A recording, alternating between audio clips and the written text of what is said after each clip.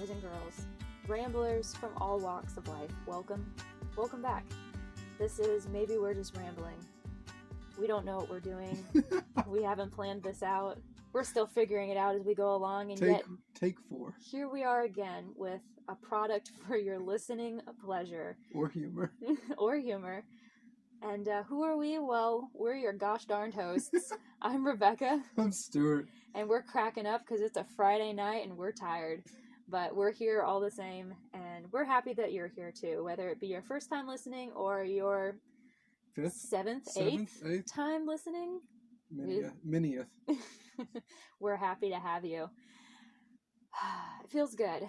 What does? Just sitting down to talk to you and to record. I enjoy it immensely. It hasn't gotten old yet. Sitting and talking to me or recording? Both things. Oh, that's good. So it's like I'm doubly excited because I enjoy having conversations with you, and now we're encapsulating those conversations into like a little package that we then offer up to whoever may want to listen to it. A very unrefined package.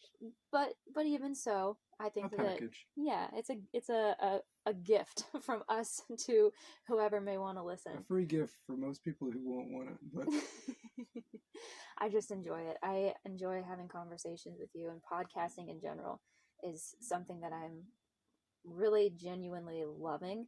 And I did not think that I would like it as much as I would, but I've heard so many people say that they prefer podcasting over like making traditional talking head videos or anything like that. And I think it's just because it's so much easier. Like there's not this pressure to perform like there is on like YouTube or even Instagram or something like that. You can be as raw and unrefined as you want, and that is the thing that you publish as a finished product, as unfinished and uncut as it might be.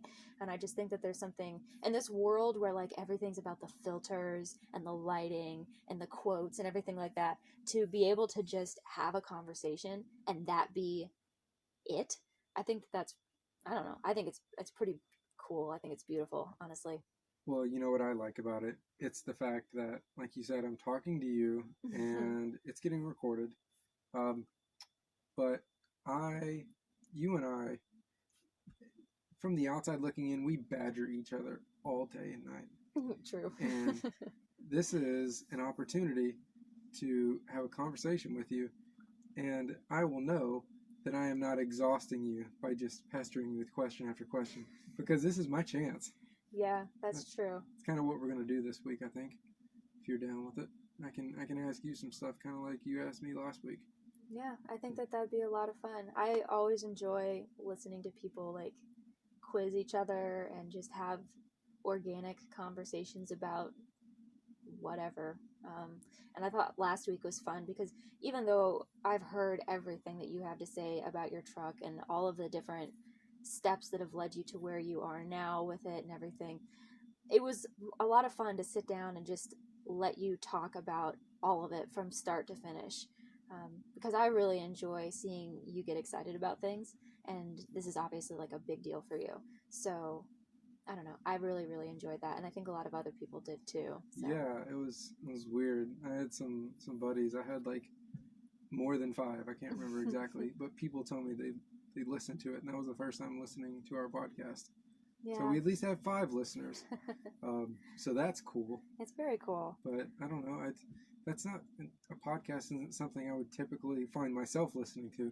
So it's cool that other people that are interested in the same thing as me are actually listening to it. It's just kind of like, well, I'm not that cool. I don't know why they're listening to me, but I mean, I think it just goes to show. They think it's good.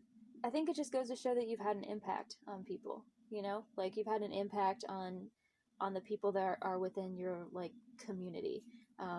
Enough to where they want to take the time to listen to something that you have to say. And I think that's pretty cool. I think all that you can hope to do is have like a positive impact on people.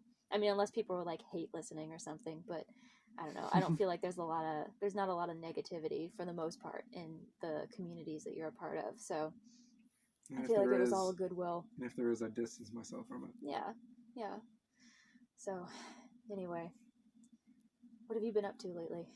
I have been procrastinating on school. I have been knocking out a couple little things on my truck, getting ready for when it gets cold. Which should be any day now. It's the middle of December, and it was like 79 degrees today. And humid. Yep. I replaced my headlights because one of them was failing. We just got back from volunteering. Yeah, still riding that high a little bit. Yeah, volunteered at Mission Tejas State Park in Neches, Texas. And that was a lot of fun today. We've got some interesting things in the future going on there. But no spoilers yet. No, it's just, that place is like awesome. It's just, it keeps on giving. I mean, if you put in the effort, I mean, it's appreciated, and that's pretty cool. That's really all that's been going on this week, other than the fact that we went to a couple doctor's appointments, and that felt like we left at 5:30 in the morning. We didn't get back till like after 5 in the evening. It's just how it is on doctor visit days. It's what we get for living out in the boonies. It's a drive to do really anything.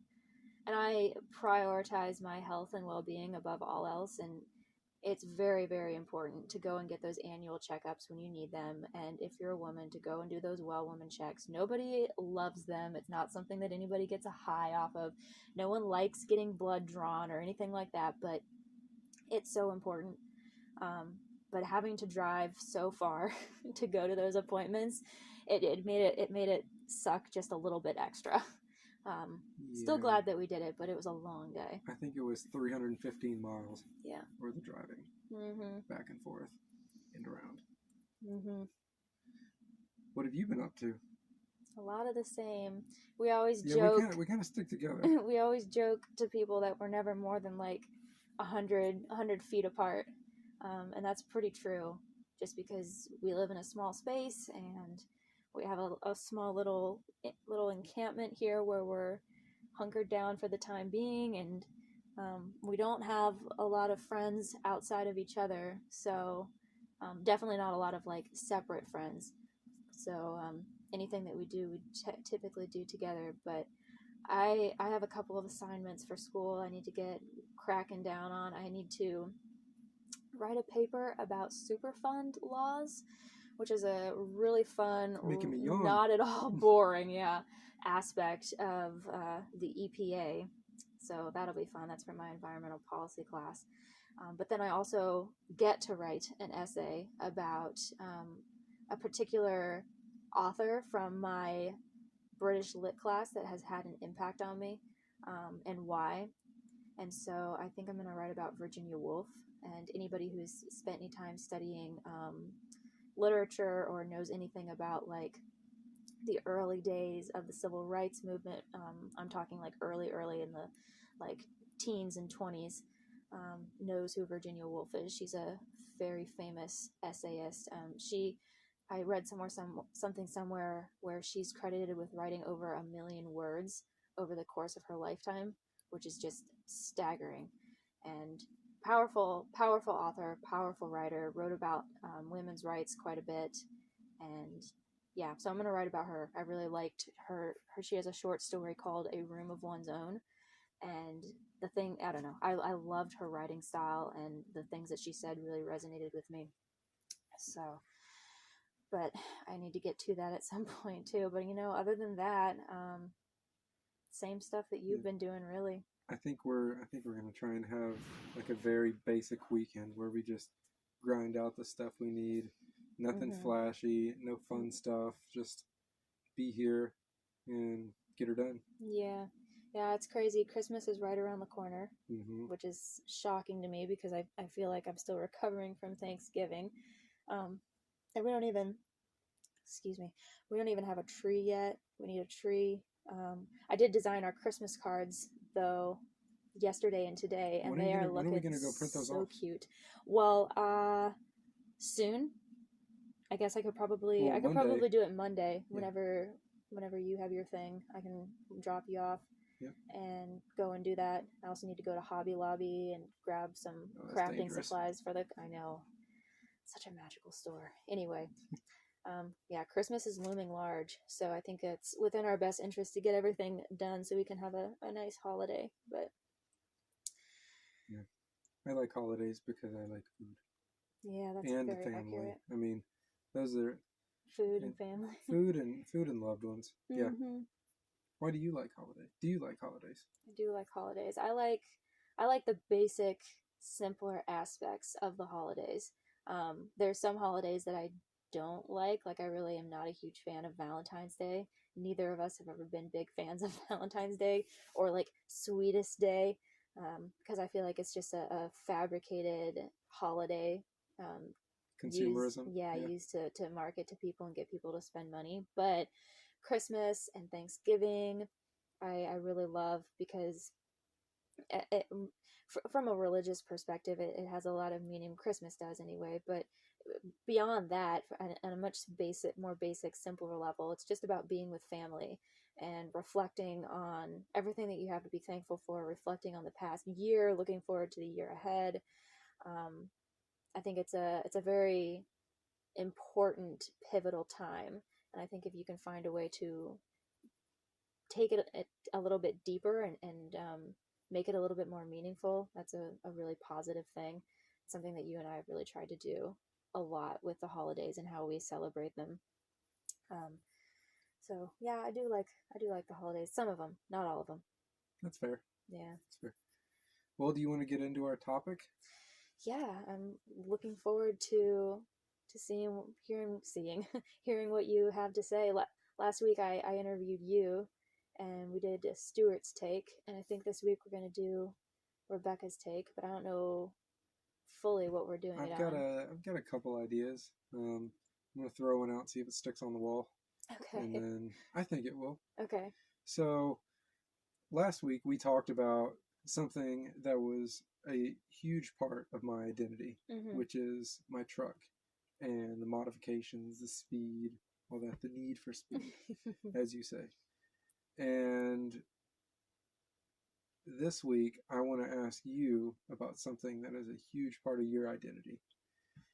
It's fitness. Mm. So you are 25, right? You're going on 26. Yeah, yeah. And clearly you've undergone some changes throughout like your life. You're no longer a kid, a Mhm. teenager. You're a woman. Mhm. Um, and fitness has always played a pretty big role for you in how you live your life. Like Yeah. I'm completely different, whereas you would go to the gym and find time to go to Mhm. the gym, Mhm. and that's going to be one of the first things, one of those um, one of those if I get time Mhm. things, where if I'm working on my truck, funny enough, if I'm working on my truck, if something else is going on, it's going to fall by the wayside until I get free time. Yeah. But you've always been able to do something. And so, can you tell me what was like the very first thing, probably back in your teenage years or younger maybe? What was fitness for you back then? And what did Um, it mean to you? well, first of all, I'm really excited to talk about this because it's not something that I talk about a ton. It's just kind of like I lead by example more than anything. And especially because it's like something that I do. I mean, yeah, I want to be strong and healthy so that I can, be an active member in our relationship and in our family and everything. But for the most part, it's something that I do for myself to feel good, to have energy, to have confidence. So I'm really excited. This will be fun. But to answer your question, have always been huge about like being outside. When I was very young, I had a really hard time applying myself in school. Was very resistant to learning. Like I remember, I didn't want to learn to read. I didn't want to learn to write. I thought it was such a waste of time. I just wanted to be outside and be like climbing a tree. I thought that just academic pursuits in general were so frivolous and pointless, which is funny to say that now, given how I am. So obviously, I've undergone a little bit of a character development there, but I think fitness as a concept, like fitness, started to develop and take on a different meaning for me, probably when I was around 15 or 16 years old, maybe a little bit older than that. Primarily because like I had always enjoyed being outside, and I always knew without like really needing to be told that being in good shape and being healthy are both really, really important things.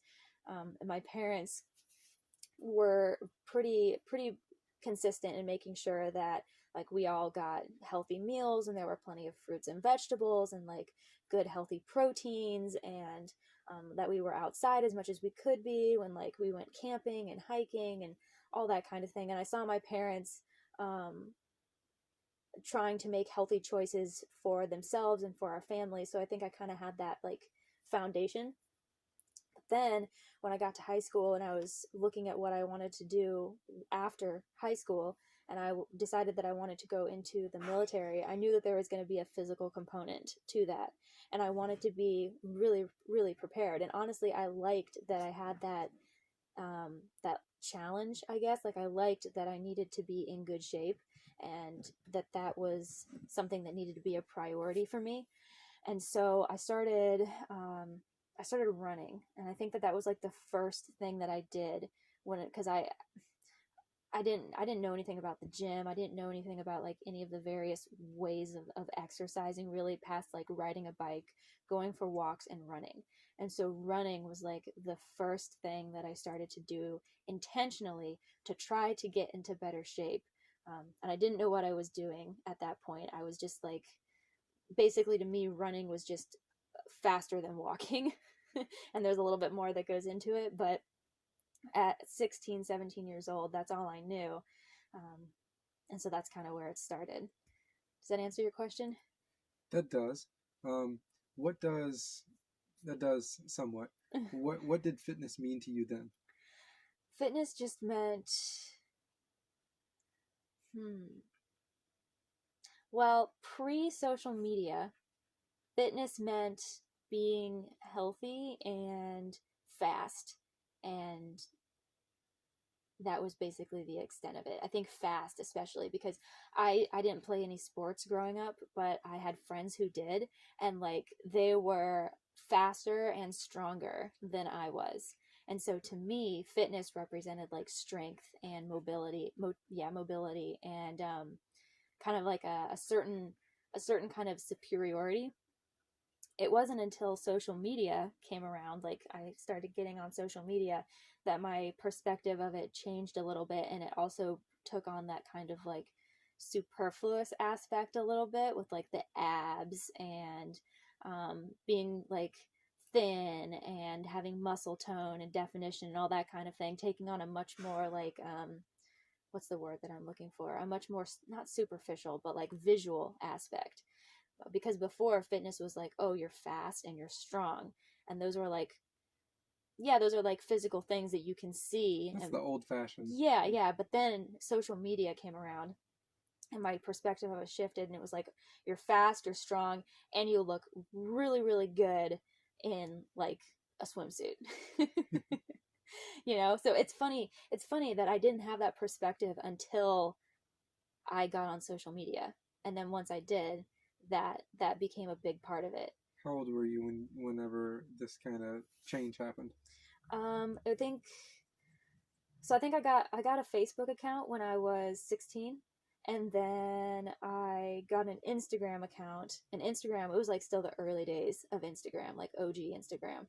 I think I got an Instagram account when I was 17. So, yeah. Okay. And you joined the Navy When I was 18. when you were 18. Mm-hmm. So you said you wanted to join the Navy when you were 15, 16, Mm-hmm.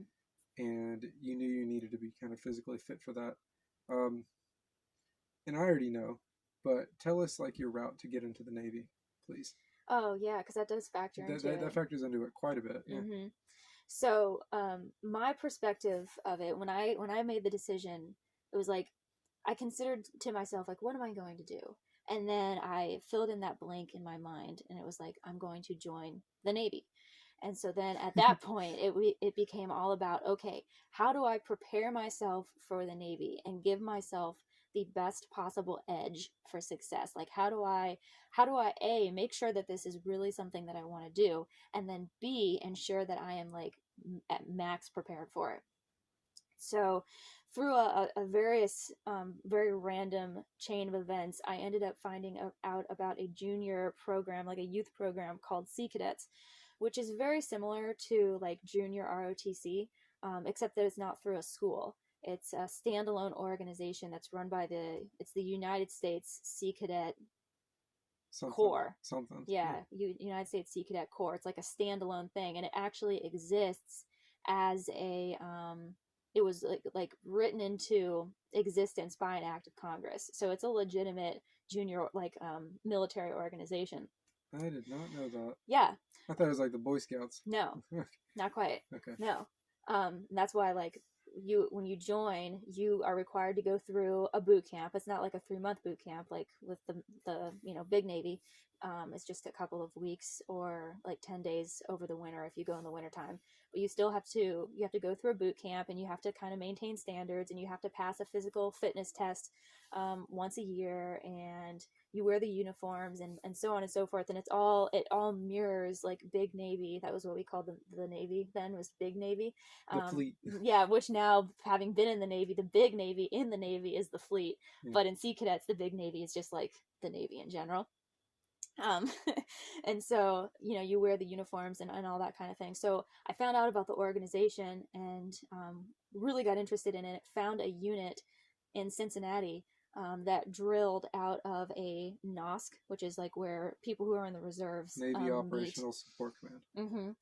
Mm-hmm. So went and joined up with that unit in Cincinnati and loved it. Just absolutely loved it. Like I really clicked with the order and the structure and the challenge of everything. But before I could like fully like participate in everything, I had to go to that 2-week boot camp. And that was the single most challenging thing that I've ever had to do up to that point in my life. Because you go and you're on your own. I mean, my dad was there like on the base where my quote unquote boot camp was. It was an army base up in, I want to say Sandusky, Ohio. But he was there as like an adult like leader, supervisor, but he wasn't in my particular training. He was in a different training, and so I was all on my own. I think my brother was there, but we didn't really see each other because we were in separate divisions. And so I was on my own for like the first time ever, like completely on my own in a strange environment. I had people screaming at me, getting in my face. There was like all this tension, all this confusion, because they try to make it as like realistic as they possibly can. Like we were getting like dropped on our faces in the barracks, and like we had to wake up at like 4:30 in the morning to go PT. And the PT was just like, it was good. It was solid exercise, but it was the most challenging thing I'd ever done up to that point. I mean, you're like flutter kicks and sit-ups and push-ups in the parking lot, and then like a formation run after that, and then more after that. And all of it's beyond the point of like failure or wanting to quit. Yeah. You have to keep. There was no like failure. Like I wasn't going to like give up, but I felt like I was on death's door. Like I had such a hard time, and it was so difficult. Like there's a picture, I'll have to see if I can find it, of me at the boot camp graduation with a couple of my friends, and I am so thin, and like my eyes are like sunk. I lost weight, but I got stronger, and I overcame that challenge. And after that, like it did a lot for my self-esteem, and it also kind of gave me an idea of like, okay, this is what I should be working towards in my physical fitness. So now I knew like, okay, this is how you run, and like here's some exercises that you can do. And I knew that I had to do the run and the push-ups and sit-ups every year, so I started incorporating that into my like weekly routine. So I was like trying to do as many sit-ups and push-ups every single day as I could, and like running a few times a week, and so on and so forth. So that whole experience and being in Sea Cadets, not only did it gave me the confidence to recognize that, okay, joining the Navy is something that I can do. Like I'll be up to the challenge. It's not going to be too much for me. But then also like, okay, this is my goal for physical fitness. Like, this is a good baseline for me to start, and I'm going to build on this. So it was like a very bare bones, no frills kind of introduction to fitness, but it was good. It set me up. Do you think that experience, the physical, the mental experience with Sea Cadets in that boot camp and all those meetups where y'all did marching drills and all the stuff like you see on the movie Major Payne or Cadet Kelly, yeah. Do you think that helped you for boot camp, like real big Navy boot camp? I mean, I was over prepared. You were big time, because I mean, I'm not gonna like sit here and shit on the Navy or anything like that, because I am where I'm at in life because of the Navy, and that's also not the point of what we're talking about here, really. But I asked about boot camp. Yeah, so it's relevant. But yeah, I mean, boot camp was still Navy boot camp was still a challenge, for a different set of reasons. Like, where that Sea Cadet boot camp had been like physically exhausting and difficult, Navy boot camp was mentally challenging and exhausting, mentally and emotionally. But physically, it really wasn't anything to write home about. Like, it's long days and long nights and folding clothes until you feel like you're going to go blind. Folding clothes under a red light. Yeah. And like, that's really the extent of it. The physical aspect of it was pretty minimal for me. And I know lots of other people have had different experiences. I know your experience was a little bit more strenuous. But well, this isn't about me, but yeah, I went into it at 158 and I came out at like 175 in right at 2 months. And that was because before then I was kind of working myself to death and probably wasn't eating as much as I should. And so then I went to the Navy where they like, you want all 3 or 4 meals that you get and you're like starving for those meals and you're working out. Like, I feel like I had strength, but I didn't have like the muscle along with it. And I came out like over 15 pounds heavier in 2 months. Yeah, I gained weight in boot camp too. I think because of the food and the exercise. Loaded food. Yeah. So yeah, that's that aspect of it. Well, I want to ask you the next thing about your fitness, and I think another transformation of it. But before then, you mind if we go get a brewski? No, we can definitely go get a brewski. We'll take a break. We'll be right back, guys.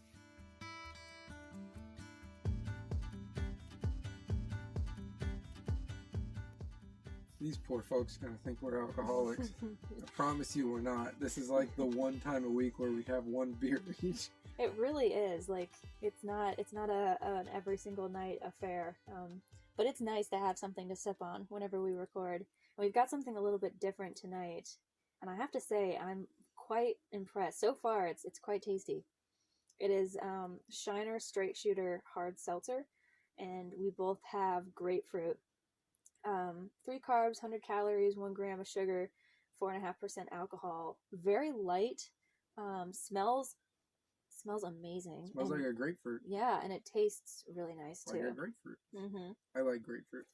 We had some from my parents, and those were good. You sprinkle just a little bit of sugar on them, and then. I always forget how good grapefruit are until we go for a while with not having them, and then we get them again. I had to buy some at the grocery store today because I was like, I forgot how good these are. Well, that's the same with eggplant for me and a vegetable. If you have never cubed eggplant and fried it or grilled it, folks, y'all are missing out.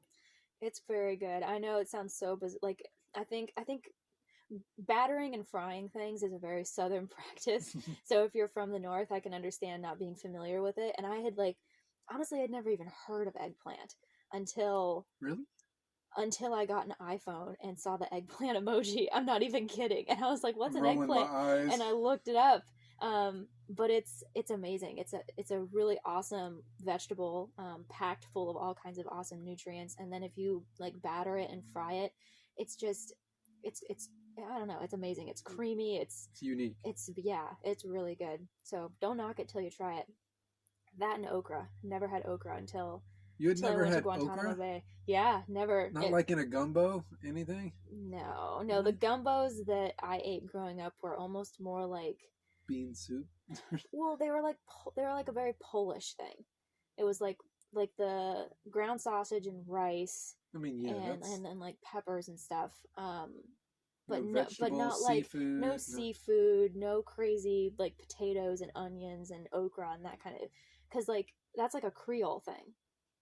yeah, That kind of I gumbo is guess. like a Creole thing, and the Yeah. quote unquote gumbo that I ate was more like it was more like Polish or German. Huh. Yeah, just differences in how in the areas that we grew up in. Very much so. Very different palates. Up in Indiana, they have spaghetti with spaghetti sauce covered in about, I don't know, about 4 inches of cheese. Yeah. But the spaghetti sauce is mixed with chocolate.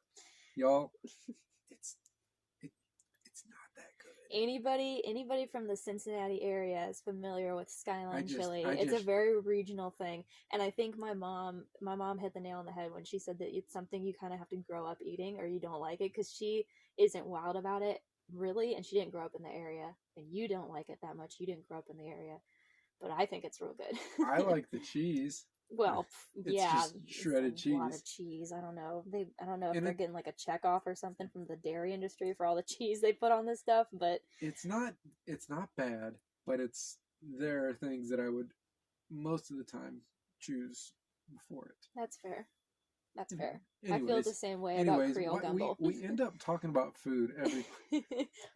Are I you thought hungry? no, but we're supposed to be talking about fitness, not food. And they kind of Well, food is a part of fitness. well, sometimes it hurts fitness. Sometimes. I want to ask you about the next part of your fitness journey, which I think was probably Cuba. Mm-hmm. And for a while there, I did it too. But you got into it with in a previous relationship. That whole like Mark Wahlberg type pain and gain, Yeah. gym rat Yeah. attitude. So how did that develop? How did it make you feel? And why aren't you exactly like that anymore? Oh, Or are you? such a good question. And I love it because this is like something that I've thought about a lot. But I don't think I've ever necessarily talked to you about it like in full.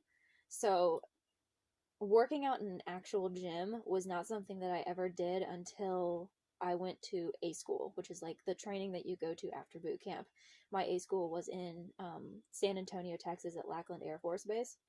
And I had a couple of friends at A school who knew how to like work out in the gym kind of, and so they like kind of got me into it a little bit. I didn't have any idea what I was doing, but I like went with them and kind of like tried to follow along with what they were doing. No idea what I was doing. But after that, and I at that point I was still really big into the whole like running and cardio thing. Like that was like my thing.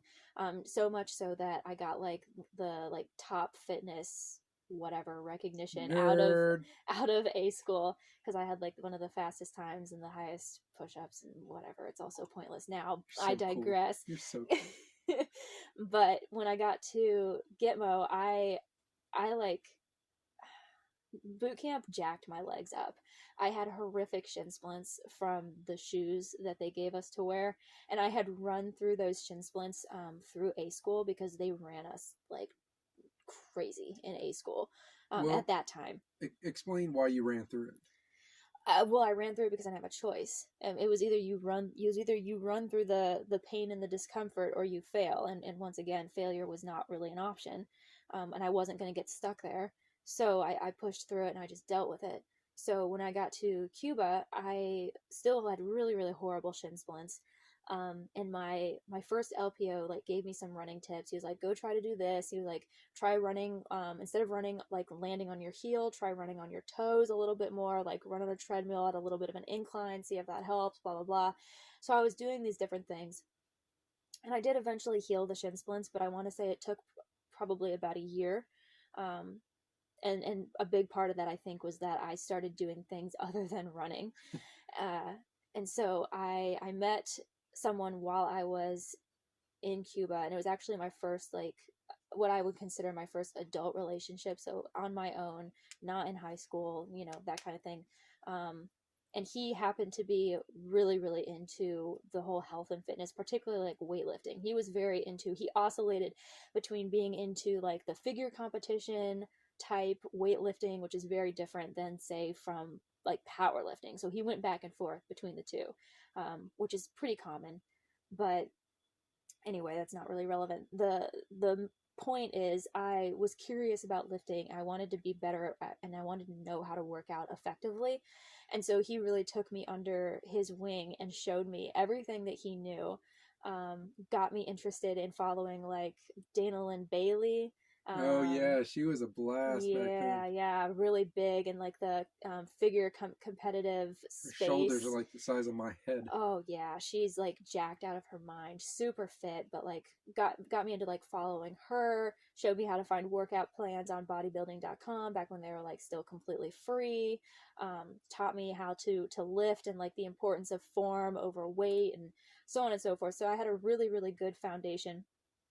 And when I started working out the first couple of times, like I remember like I wasn't like horribly out of shape or anything like that. Like I was, I was normal. But I had like some extra flab here and there. Um, and within, 6 months of working out consistently, like that was gone. And I was seeing my body really change in response to what I was doing in the gym.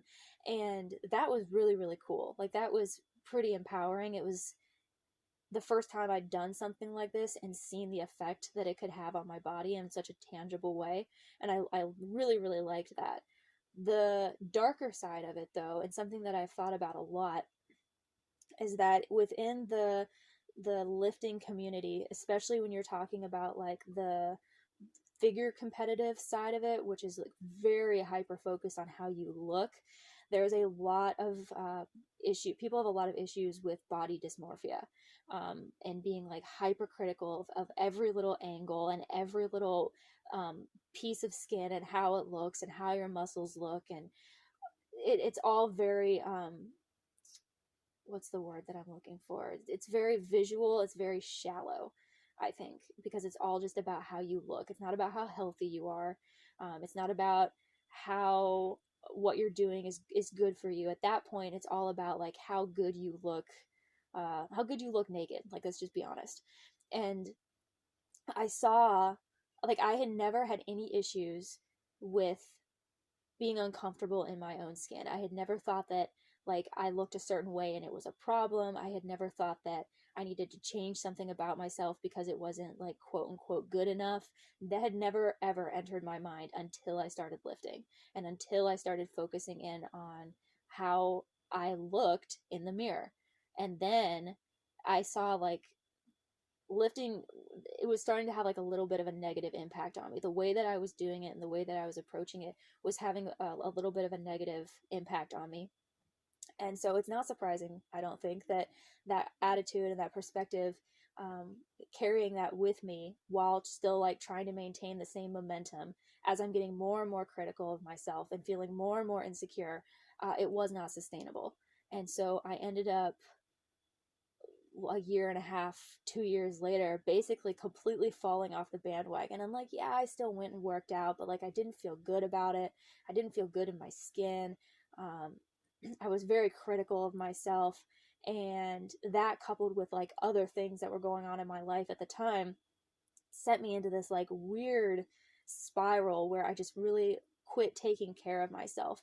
And like outwardly, it looked like I was doing all the right things because I was like working out and like eating food and that kind of thing, but I wasn't eating good food and I wasn't working out effectively, and I gained a lot of weight, and was not physically healthy. And so it was crazy to like watch that happen to myself over time. And I don't think it's necessarily a bad thing that I went through all of that. But I think it's interesting because I don't think that if it had never been about the physical appearance part for me, I don't think that I ever would have gone through that. But again, I don't know. And it's so hard. I know I'm rambling here, but it's so hard to work out and not be thinking about how you look. When it's like so hard to I agree. Yeah. lift weights and not be thinking like, oh man, I hope my biceps get bigger. Oh man, I hope my glutes like get Or I bigger. wish this fit differently Yeah, on or me. wish this fit differently, or like whatever. Like it all just becomes about like you're separating yourself, your whole perfect self, down into just muscle groups, and then you're just hyper focusing in on those muscle groups and how much more you need to do, and if you can just get to this point, then you'll be happy, and it's never enough. Yeah, there's a really fine balance between trying to do good for your health and then also looking at yourself and saying, I need to improve this about myself. Mm-hmm. And so, Yeah. yeah, the whole trying to improve yourself thing, I think we're all guilty of it and wishing things were different at times. Mm-hmm. But it is, if you go into a gym, folks that y'all are listening to this, I think most of y'all know that a gym, they're going to have mirrors literally Yeah. surrounding everything.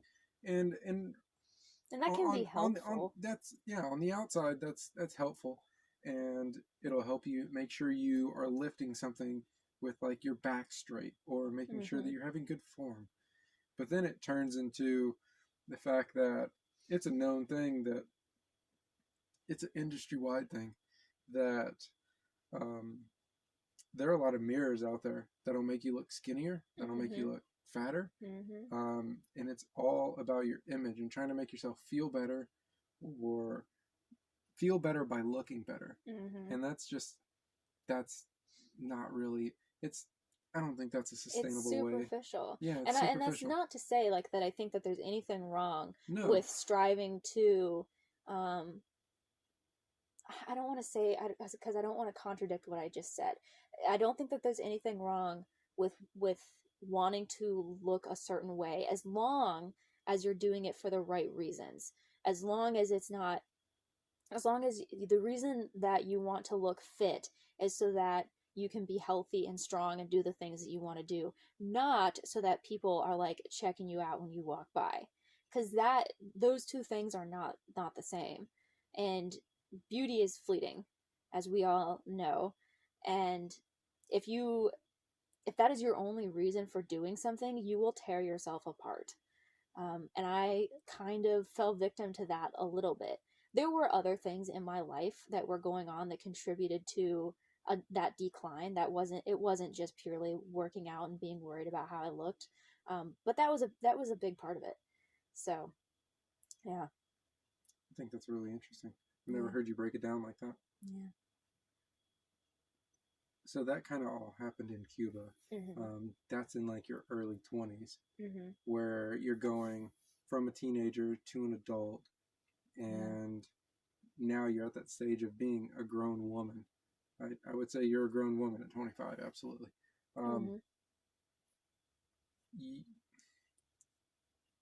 You did lose the gym in a lot of regards, in like your strive for wanting to work out, put bigger muscles on, have more toned abs. You even used to go to a tanning bed, which, well, that was nice. That kind of makes sense if you're on a night shift. Yeah. And you get like I liked looking healthy. 3 hours a week in the sunlight, and the rest of it you just look like your pillowcase. Yeah. But you kind of fell off the gym, and how'd you find, I'm just going to spoil it here before you can tell everybody what you do now and what's but how'd you find yoga? Because I think you found yoga in that, didn't you? Yeah. So just tell me about the beginnings of yoga. Yeah. So let me rewind a little bit to like before I got back stateside. So like my last 9 months in Cuba, I was in a different relationship with somebody who was very into the like kind of a lot of the Eastern practices, like Ayurvedic medicine and yoga and meditation. That bowl that goes Yeah. So they opened my mind up to a lot of like that kind of stuff that I'd never really considered before. And I don't remember if it was my idea or his idea to look into yoga. It might have been mine. At any rate, because I was becoming curious about all of these different things that were relatively new to me at the time, yoga automatically like fell in there. It just filtered through because it's very much tied into all of those Eastern practices. And so I think I found an app in the like is it iTunes? Mm-hmm. Apple Yeah. iTunes, Yeah. whatever. App Store. Yeah, the App Store. Yeah, that. On the line. Can you tell I don't have an iPhone anymore? Anyway, I found an app on there and they had like free yoga videos, and they were like, 12 to 15 minutes max. Most of them were like 5 to 10 minutes, like really quick, short little videos.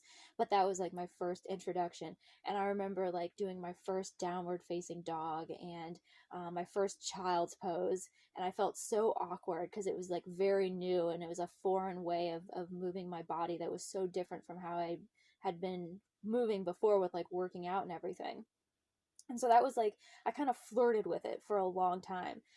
And then I transferred to Connecticut, left Guantanamo Bay behind, and I was heavier than I'd ever been, and arguably the most unhealthy that I've ever been.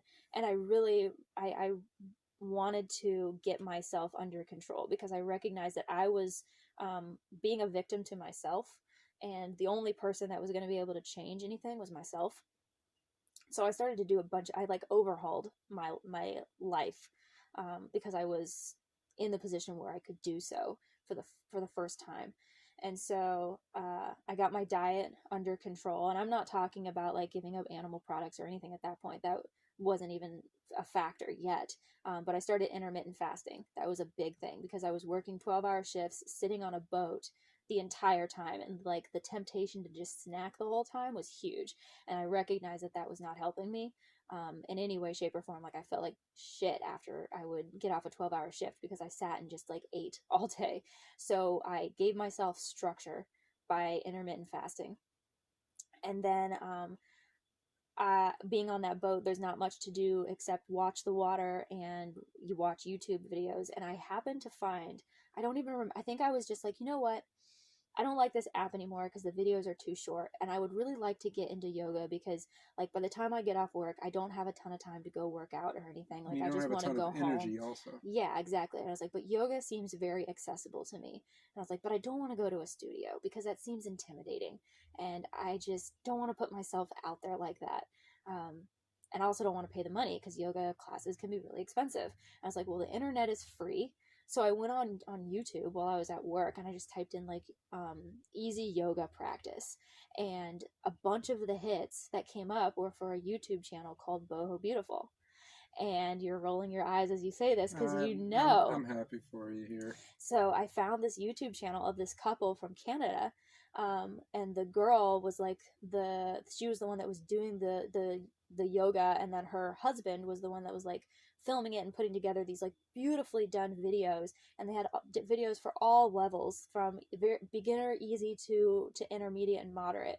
And that was like my first introduction to what I would consider like quote unquote real yoga. And I found a couple videos where it was like easy 15-minute yoga, easy 20-minute yoga for sore hips. I was sitting a ton, so my back and hips were like destroyed. And I started doing these videos and I was just like hooked, especially because I felt amazing when I was done, like relaxed and loose and comfortable in my body. But also because the entire focus of yoga, it's not about what you look like when you're in a particular pose. It's not about how well you can do the pose. It shouldn't be if you are being led by somebody who has their mind in the right place. It's all about going within, connecting with yourself, showing love for yourself by taking the time to spend that 15 or 20 minutes on the yoga mat, stretching out, doing something for yourself today that your future self will thank you for. And it's all like very internal. So I was coming away from being so disenchanted with working out, and I was looking for something different, right? And because working out, it was taxing in a lot of ways, and I felt like I needed to take a break from it. And so I fell into yoga. And yoga was just like, don't worry about what you look like. It doesn't matter. Don't worry about how well you can do this. It doesn't matter. All that matters is that you are here now doing this thing for yourself. Take a deep breath and and focus on this moment and still your mind. And I loved that. Like it felt like a love letter to myself. Whereas working out and weightlifting, as satisfying as it had been, it ended up being like I was beating myself over the head with a barbell because I wasn't achieving what ridiculous standard I had for myself. With yoga, it was like that wasn't even a factor. There's no standard. No, there's absolutely none. And so that was like how I fell into yoga. And it started with a couple 15-minute videos a couple times a week, and then it was like, no, I need like 25 minutes of yin yoga at the end of like every single shift. And then that led me into like, okay, I'm like super chill and relaxed, like let's try meditating. That brought me a lot of like inner peace and calm. It's been a progression from there, but it all started with basically being dissatisfied with working out and feeling like I just needed something different. It's become a really, like you said earlier, it's a really accessible thing for you. Mm-hmm. And we don't live next door to the gym. I don't live next door to anything other than some Yopon. But it's a really accessible thing for you. And I find you doing that more than anything that I do. Mm-hmm. I mean, it's more a part of you than even like my truck is a part of me. And that just speaks volumes for what it's done for you. Well, yeah, and it's like it's not the outward physical changes either, you know, like yeah, now I can touch my toes easier than I ever have, and like yeah, now I don't feel can, like I see something different in you. No. I mean, other than the fact that you're not complaining about your hip hurting. Yeah, that's been huge. I do feel like I have to say, like, you know, when those first few times I did yoga, I was like, I don't know what the hype's about. Like, I don't feel different at all. And even you have said that. But now, where are we at 5 years later? It's like if I go a week without like taking the time to stretch and spend some time on the mat, I can feel it. Like I can feel that I need to do that. So, excuse me, that has been a little bit, that's been like a physical outward sign, but it's all been internal. Like I was able to completely rewire how I view my body. Whereas before it was like this thing that I was kind of fighting against. It was like, I'm going to get you under control and you're going to do what I want. And you're going to look the way that I want you to look because I said so. Now it's like, we're a team. We're in this together. I'm going to take care of you so that you can take care of me. It's a partnership with my body instead of me fighting against it. And that has bled into all areas of my life and our relationship too.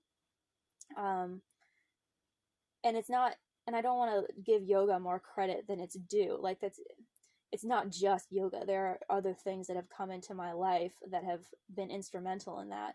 But I do think that yoga was like the cornerstone. And there's a reason why so many people love it and so many people follow the practice and are passionate about sharing about it and everything. It's not a fluke or a trick. So I'm not. How do I say this? I'm not jealous of you for having yoga, but I don't have anything like that. I've tried yoga. I have many times had my back hurting, my neck hurting, my knees hurting, my X, Y, and Z hurting, everything hurting. And the stretching, okay, it helps, it works, but to me, it's just stretching.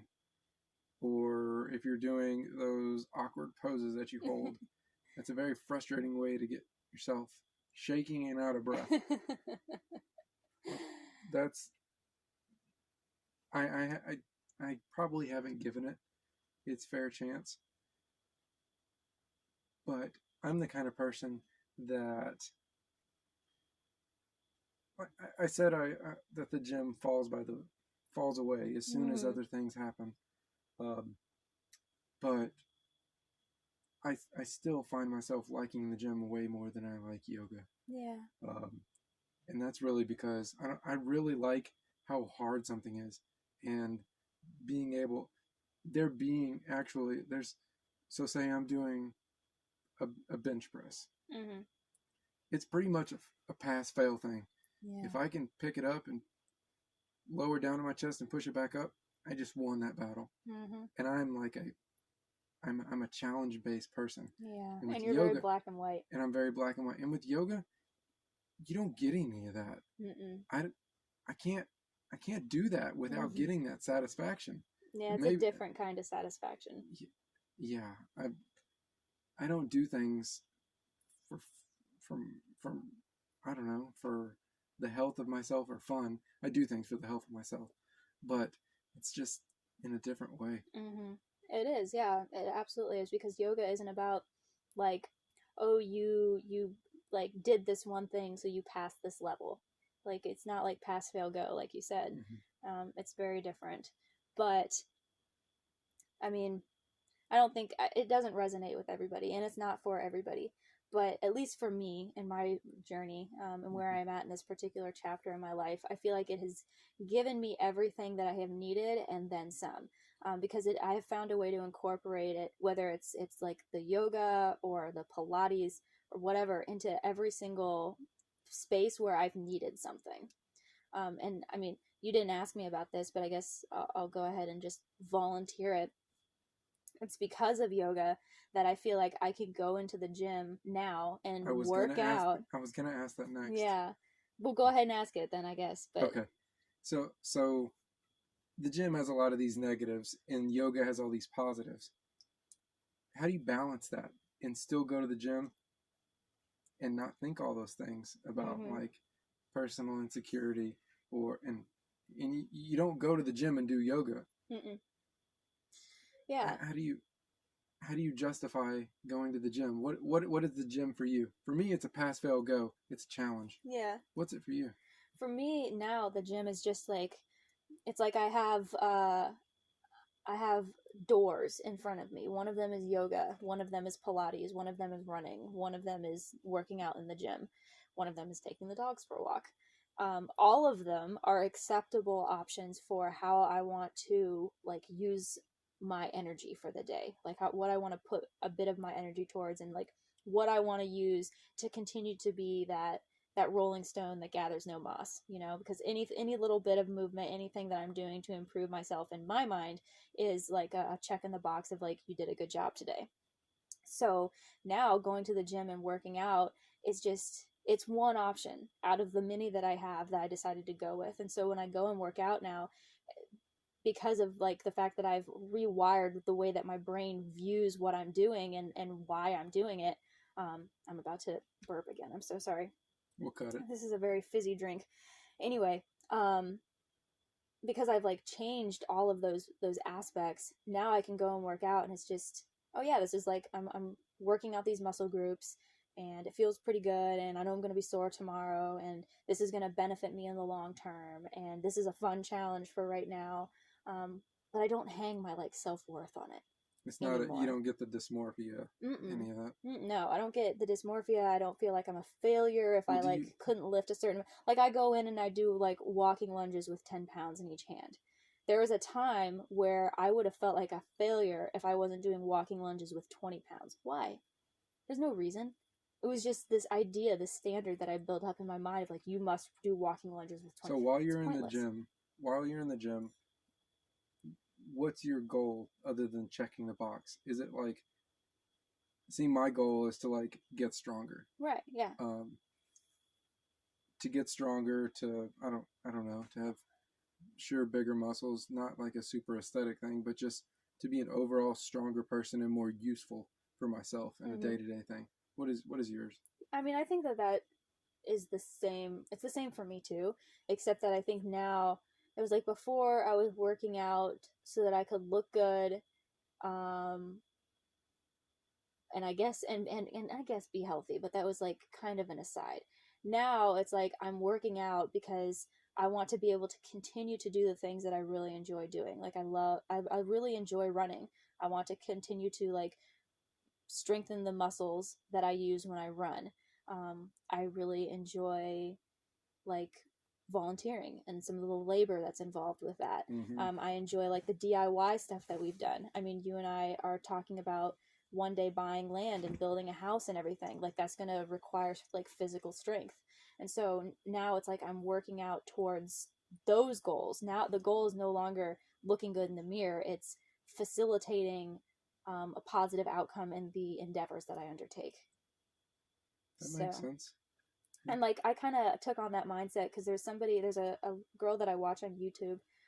She's like a full-time van lifer. I want you to name drop. Her name is Linnea. Her channel is Linnea and Aquila. Her name is Linnea, and her dog, adorable white dog, is Aquila. And anyway, she's like into fitness and health and all, and nutrition and that kind of thing. And she was saying that like everything that she does, the workouts that she does, are all focused around helping her be stronger so that she can do these like backcountry hikes and work on her van and like be independent and be strong and be confident in the things that she does. And I was like, yeah, like that's what I want too. Like I don't care necessarily so much about how I look, so long as I'm able to do the things that I want to do. And the crazy part about it is when you quit caring so much about how you look and you just focus on that positive outcome, the other stuff will come with it. Like if you're not so worried about that, it will come. So yeah. So that's present day.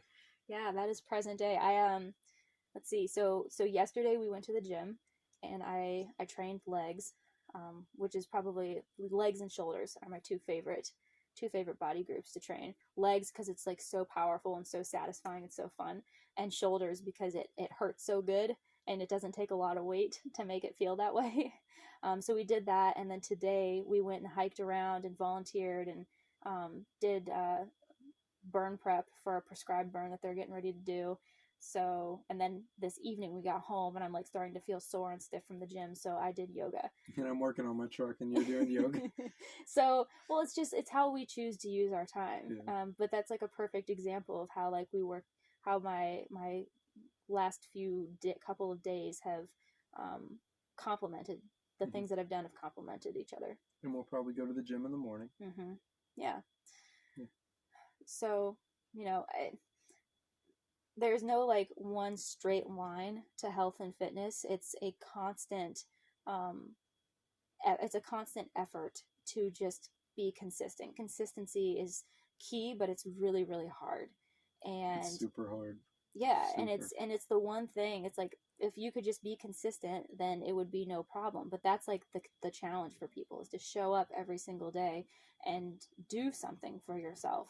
And so, people are probably sitting here listening to this thinking like, wow, she's got it all figured out and like she's really on top of her game. But what you're not seeing is like the weeks that we have that are so hectic and crazy and busy that not only do I not get the chance to like work out or do yoga, but like I don't even get to take the dogs for a walk because we're so incredibly busy. Like there's no spare time for anything. There's hardly enough time to eat, much less, carve out at an hour or 30 minutes for a workout or something like that. But I don't beat myself up about it. Like it's fine. The next day is a chance to renew that commitment to myself and to try again. And the same thing goes for diet. Whatever diet you choose to follow, just make sure that it's a good one and it's one that you can sustain and that you feel good about it. Yeah. I think 100%. The way you were kind of mentioning it earlier, how it's not a necessarily straight path. For me, I think some people will probably get this. Maybe you won't. But imagine you're riding like those stationary bikes that are in gyms, fitness centers, stuff like that. You know how you can set the levels of intensity for how strong the resistance is on them? And you can set them to either be like you're going up a giant mountain and then you're coasting down, or you're going on something really flat, or you just keep building up, like steps. Yeah. Well, for me, fitness and health, it needs to stay at a certain level. So like if there's levels of resistance 0 to 10, it needs to stay at least at like a 3 or a 4 or a 5. And then those little up and down hills, go up a little bit, make it a little harder for yourself, coast down, take a break, up and down, but I always try and keep a plateau. And I'm not perfect with it. I've went months. Mm-hmm. Heck, I think I've even went years without working out. Mm-hmm. And I think I'm doing a whole lot better for my health. I mean, than I have been in a long time. I Mm-hmm. mean, I'm not as big and as strong as I used to be. Um, I'm not as skinny as I used to be either, though. I think I'm a pretty good balance, and I think I try and whatever I do, I match like my. You have to match your diet with your exercise level, Mm-hmm. and that's another really big part of fitness too. Is Mm-hmm. diet, like you were saying. Yeah, I mean, Whatever path you choose for how you feed yourself. well, yeah, it's so huge. I heard somebody say one time, this was years ago. Somebody said that diet makes up 85% of your health and fitness, and Absolutely. that is so true. There's actually perfect example. One of my like Instagram friends, she posted a picture on her story, and it was like there was three separate pictures from like over the course of like I think the past year, and all that she did was, and it was like the standard like in the leggings and sports bra, so you could like see the change. All she did was change how she was eating, and it was night and day, huge difference. And I just think that there's an aspect of that we didn't really talk about with yoga and everything. Um with because with working out, it was like just get the fuel in. It doesn't matter what kind of fuel it is, just get it It's in. proteins, carbs, and calories. Yeah, just get it in and then go work out. But with yoga, it introduced me to a much more mindful side of eating, where it's like, well, actually no, the food that you feed yourself does matter. Like there's a big difference between, I mean, obviously people know this, but even so, like there's a big difference between a chunk of fried chicken and like grilled chicken. There's a huge difference there. There's a huge difference between a candy bar and a salad. And you would be amazed how many people who are in the gym every single day are convinced they're doing everything that they need to do, and they look great when they're in the gym, but it's all falling apart on the back end in the kitchen. And having that like mindful attention to your diet and how you're caring for yourself when you're not that for that you're only in the gym for 45 minutes to an hour. What are you doing the rest of the time? Mm-hmm. So It's pretty interesting. We've made it full circle mm-hmm. all the way through, all the way through everything. Mm-hmm. I don't know. I lost my words there. I, Yeah, no, I lost my train of I thought. really I like talking about this stuff, especially because like it's something that I think about a lot. I think about this entire journey probably a Oh, couple of I times. got it back. Oh. Sorry. You think about this what? A couple of times a week, but I've liked being able to sit down and like lay it all out. My point that I was going to make is that how you are now. We've been dating pretty much since you've known and done yoga. Yep. That like it's been like a crucial thing that you've done consistently, and then your diet has also progressed in other ways also, and it's all about this mindfulness. But I Mm-hmm. can't see any form of you not taking care of yourself in like a physical and health and fitness aspect, and I give you high praise for that because you you trump anyone else that I know about like being mindful and what you do and the effort that you always put in. Doesn't matter how tired you are. If you know you need to stretch, you're gonna go do it. You're I, you do a good job. Thanks. I appreciate hearing that. It's I wish that I felt that way, because I think it kind of goes back to the whole thing about consistency. And I can see much easier than you can the places where I fall short, because we are always our own harshest critic. So I really appreciate you saying that. Of And course. I think, and by the way, just so that we're all on the same page, I'm not sitting over here thinking like, yeah, I'm an Adonis over here and Stuart is just like falling apart. I don't think that at all. I think that we're on our own separate journeys. We help each other out a lot. We encourage each other. I think we've both had a positive impact on each other's lives, not just from a health and fitness perspective, obviously, but in all ways. But we're very different. But we're very different, and we're on our own journeys, and you are on your own journey to live your life and the way that you want. But I by no means think that you're like doing it wrong or anything like that. So I want to make sure that I go on I don't think you're doing it right either. So. Now the truth comes out. Or wrong. I don't think there's a right or wrong way. No, there really isn't. And I think if anything, if I could leave anyone listening to this with like one final thought, it would be that like it doesn't matter what someone else is doing. If it's working for them, great. If they are happy, great. If you want to try what they're doing, awesome. Like give it a try.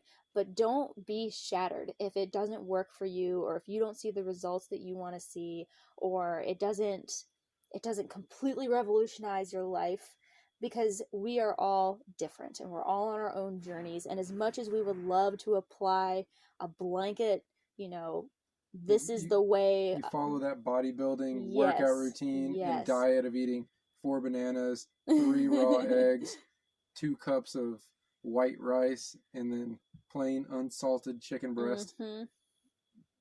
That ain't gonna work for everybody. No, it's absolutely not. And if it doesn't work for you, that's fine. It just means that you're on a journey. Embrace the journey. Accept the fact that's the thing you want to leave people with. Yes, that you're on a journey, and you're not going to be able to snap your fingers and have it all figured out, and that's fine. Because if you could do that, there'd be no point to living life. It's all about learning. I think that's going to be the title of this podcast. Embrace the journey. I love that. Fitness. Yeah. Embrace the journey. Yeah. Cool. Well, you found something that you found pretty empowering for like the good news of the day or the feel-good story. Mm-hmm. Do you want to share that?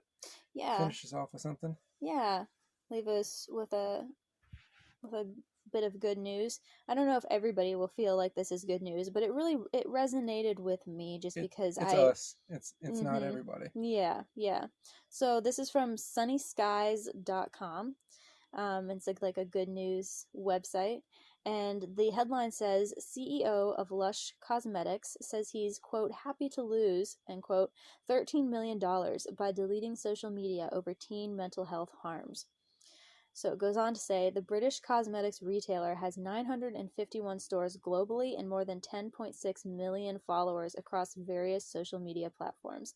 As of November 26, 2021, we're saying goodbye to Facebook, Instagram, Snapchat, and TikTok until these platforms can provide a safer environment for their users. The serious effects of social media on mental health are being ignored by these platforms. It's time to stop scrolling and be somewhere else, the company said in a press release. CEO Mark Constantine told The Guardian the company will lose approximately $13 million from the reduced exposure. But, quote, I'm happy to lose 10 million pounds, which is equivalent to about $13.3 million, by quitting Facebook, he told The Guardian, referring to the money he expects the company to lose by closing its accounts. Constantine said he was disturbed by the leaked Facebook research that suggested its Instagram app made body image issues worse for teen girls.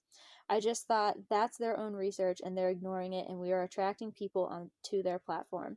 We had no choice whatsoever. Lush attracts an awful lot of girls of that age.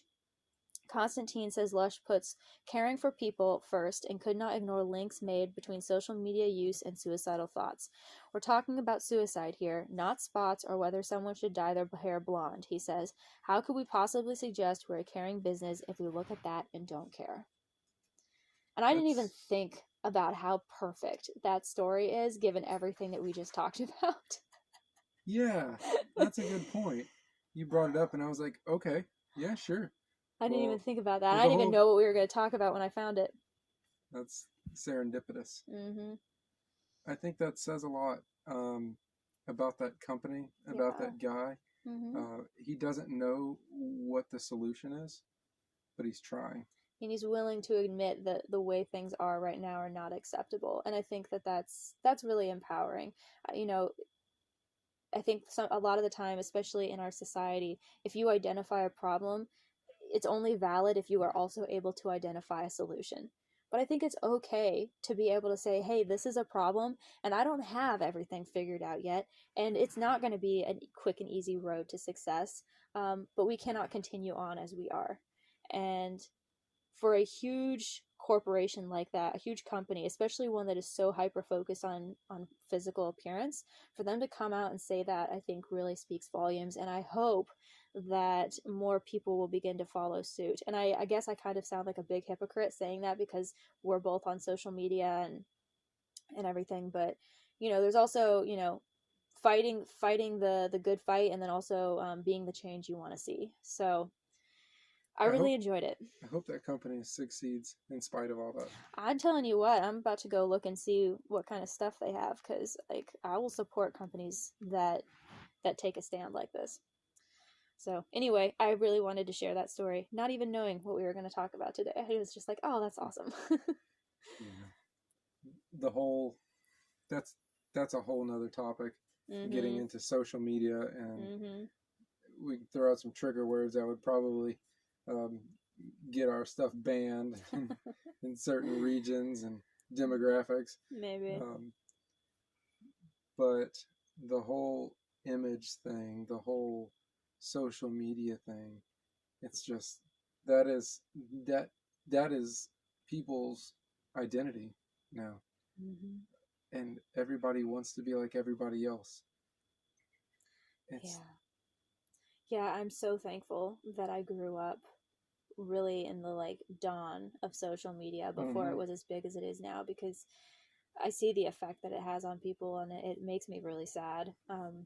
I think people are becoming more aware of it, though, because of companies like Lush taking a stand, and because of whistleblowers from Facebook, and the writing is on the wall. It's just a matter of time for people to pay attention to it. But I think if we can leave everybody with something, it's maybe this weekend, take a break from social media. Don't go on Facebook, don't go on Instagram. You can listen to your favorite podcast, of course, and I hope you listen to ours. Especially if it's ours. But just take a break, go outside, watch a movie. Doesn't have to be the whole time. No. If it's, I don't have anything to do, and let me pick up my phone and see what's going on in everybody else's life. Do something in yours, and don't share it. Yeah, that's the hard part. Yeah, it's a challenge. So there we go. We leave you with thoughts, a story, and a challenge. So I got nothing else. That's a good way to round it out. Yeah, I've got nothing else either. Thank you so much for listening. Don't forget that you can follow us on Instagram. I feel so phony saying that now, but we do. It's just behind the scenes photos and stuff. So if you're interested in seeing any of the stuff we're from gonna the try show, and dig up the bones of Rebecca's Sea Cadet days. Yeah, if you want to see me looking like an emaciated skeleton, then I will offer that up for your viewing pleasure. And then don't forget to rate, review if you are able to on the platform that you're listening on, and of course subscribe. It really does help us out. I've had a few people tell us that they've had a hard time finding our podcast. So if you want people to be able to find it, if you want to have an easier time finding it, leave a review, rate, subscribe. It lets the almighty algorithm know that it's something that people care about, and they will push it out to more people and make it easier. It is. Exactly. The more people. Exactly. Yeah. But all of that said, that's where we're going to leave you for now. Thank you so much. I'm Rebecca. I'm Stuart. And this has been our ramble.